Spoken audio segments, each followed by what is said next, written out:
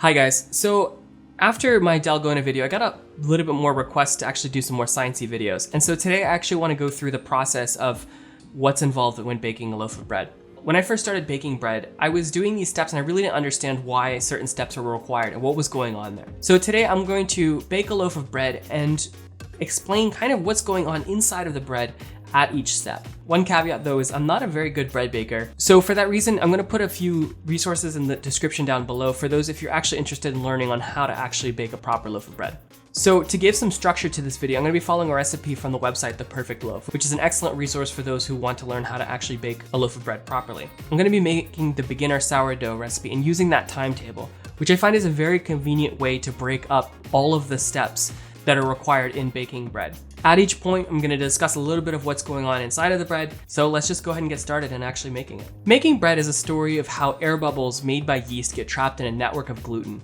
When a loaf is placed in the oven, these gas bubbles expand, raising the loaf with it. As the temperature of the loaf gets above a certain temperature, the starch within the flour actually gelatinizes and kind of solidifies the entire loaf. And that's how we get a baked loaf of bread. All right, enough of the preamble, let's just jump into actually making some bread.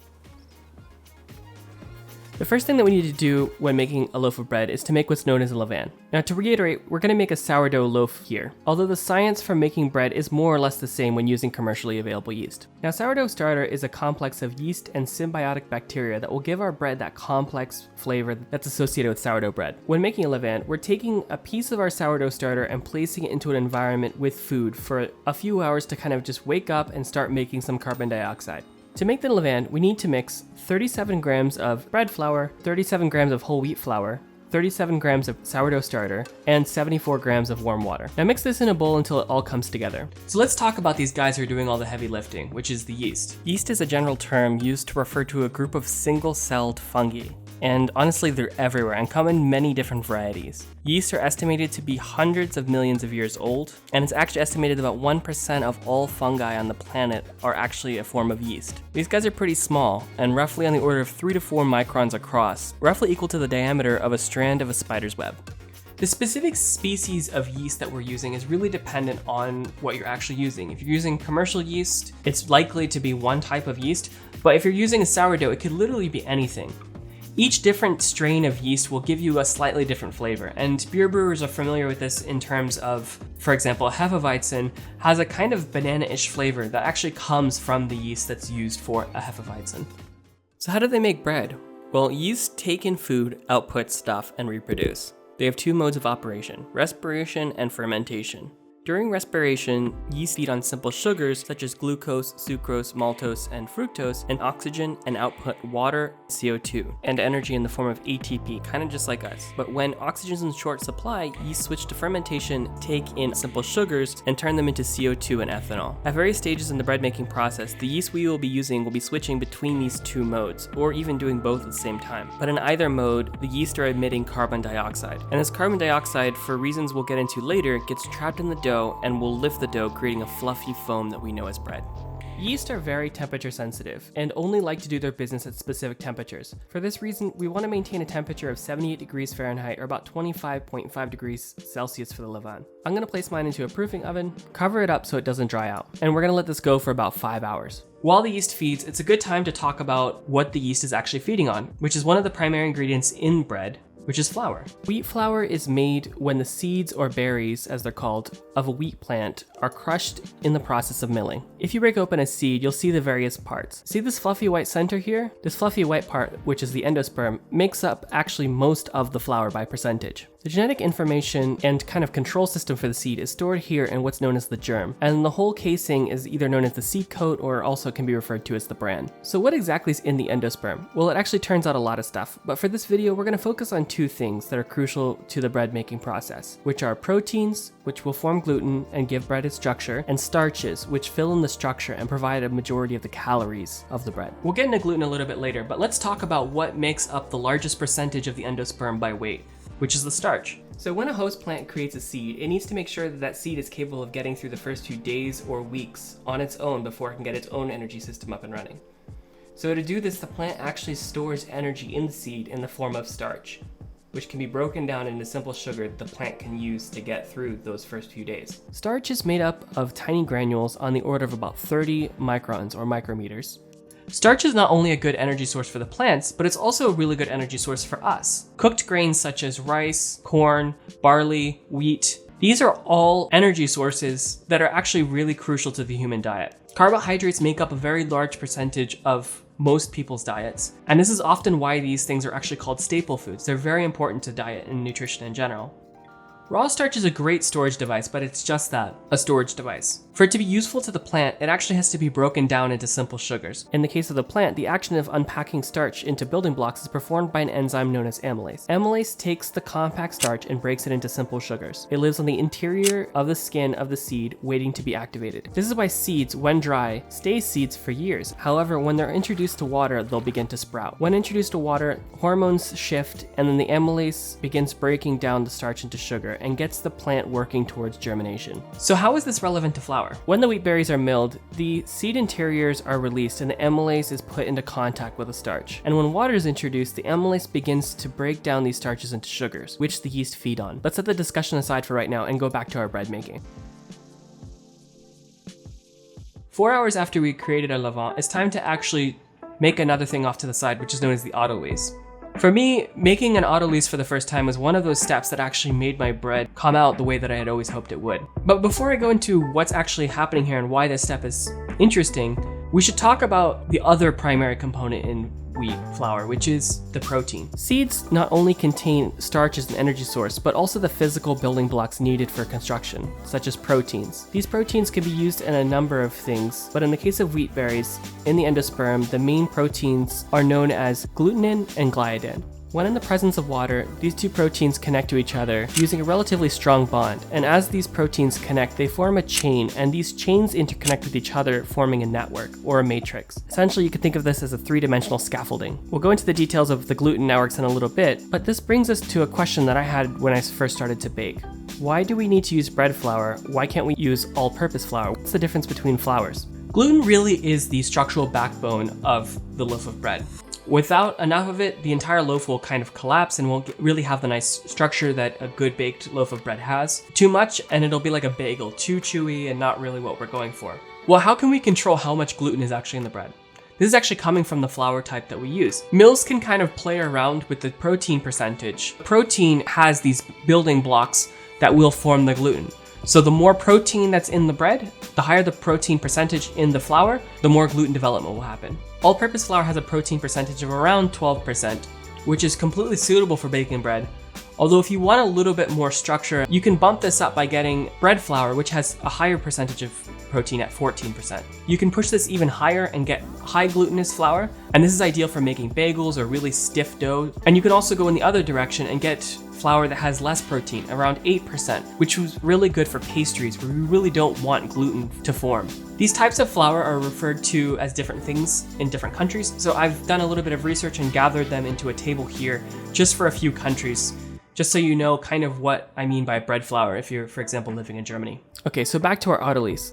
For the autolyse, we need 748 grams of bread flour, 110 grams of whole wheat flour, 49 grams of dark rye flour, and 641 grams of water. The water here is actually a variable and can be tuned relative to the amount of flour. This is often what's referred to as the hydration percentage. A higher hydration bread will give you a lighter, more air-filled bread, although this comes at the cost of being a lot more difficult to work with. This recipe is more or less designed for beginners, so it's kind of a very good mix of a nice, open, airy loaf, but not too difficult to work with. You can see this process of the dough hydration happening over time. When we first add the water, the whole thing's a super shaggy mess, but after we come back an hour later, the dough will have a different consistency. So we're gonna just cover this up and put it into our proofing oven along with our levain, and we're just gonna come back an hour later. What are we actually doing here? What we're essentially doing here is we're hydrating the flour. In the presence of water, these glutenin chains will start to bond to the gliadin, forming complex three-dimensional gluten matrices. These chains are initially short, resulting in shaggy dough, and with time and later kneading, these networks will get extended and strengthened.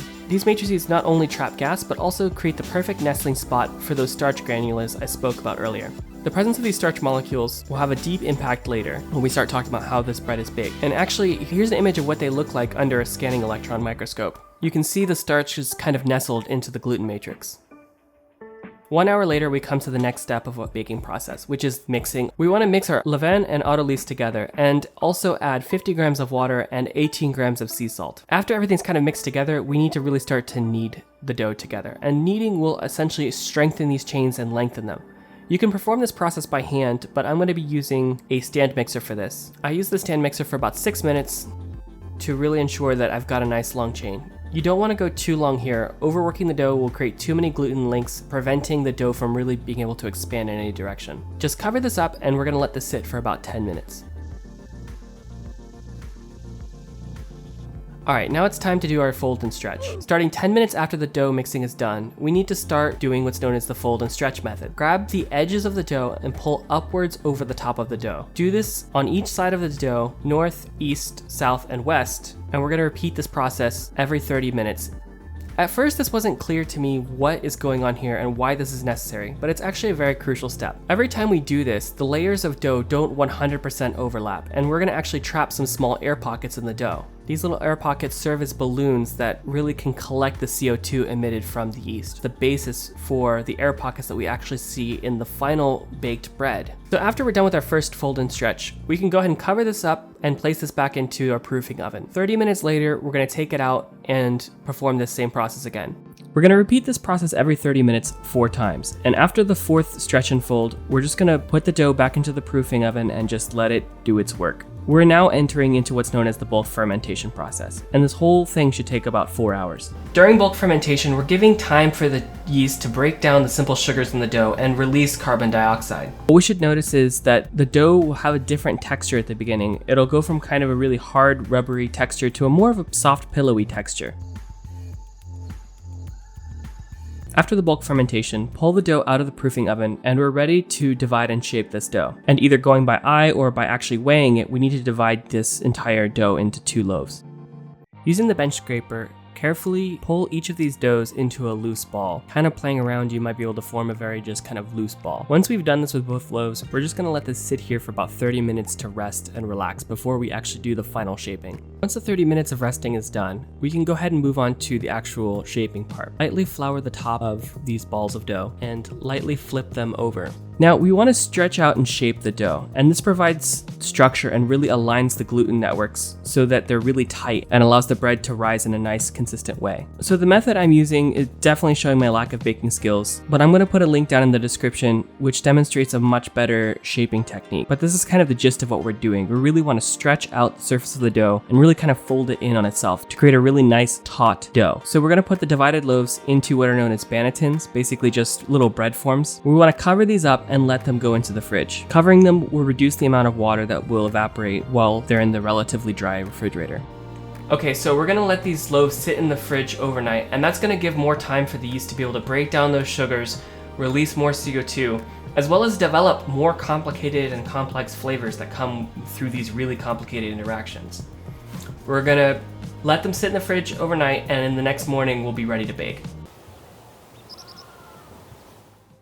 Alright, so the next day we're ready to bake our loaves. For reasons we'll go into in a second, the first thing we need to do is heat up our oven to 500 degrees Fahrenheit or 260 degrees Celsius. My little oven here won't do that, so I'll be heating my oven up to 480 degrees Fahrenheit or 248 degrees Celsius. Inside of our oven, we want to place a baking stone, a cast iron pan, or the best option, a Dutch oven. So I'm going to be using a Dutch oven, and I'm going to place this into our oven, and whatever you're using as your heating device, you want to make sure that this is heated up in the oven for at least an hour. This is going to ensure that not only the oven is nice and hot, but also this baking stone, or in my case, Dutch oven. So 10 minutes before we're ready to bake, we can pull out a cold loaf from the fridge and transfer it to parchment paper. This will help us transfer it into the Dutch oven. Now we need to score the loaf with a razor blade or a sharp knife. This cuts the gluten networks and gives the bread a path to expand in a controlled manner. As it turns out, I always try to get creative here, and I didn't cut deep enough or in a good pattern, so my bread actually didn't go really well. Again, I will link to a good video on how to score properly in the description down below. Once the Dutch oven has been heated for an hour, unless you want a very nasty burn, very carefully pull the Dutch oven out, remove the lid, and place the loaf in. Working quickly and very carefully, place the lid back on the entire thing and place the whole Dutch oven with the loaf inside into the oven, and we're gonna let this bake for 20 minutes. So why am I using a cast iron pan here?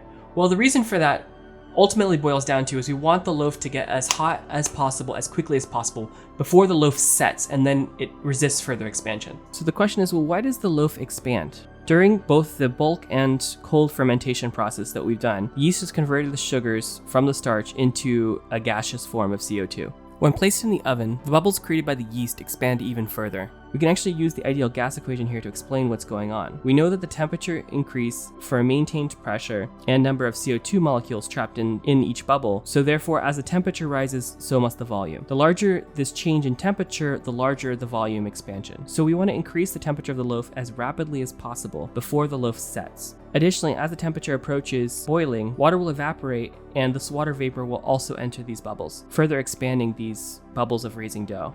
From thermodynamics, we know that two systems will want to come into thermal equilibrium with each other, or essentially be at the same temperature. When we start out, the loaf is cold relative to the Dutch oven, and the thermal energy from the cast iron will flow into the loaf to warm it up.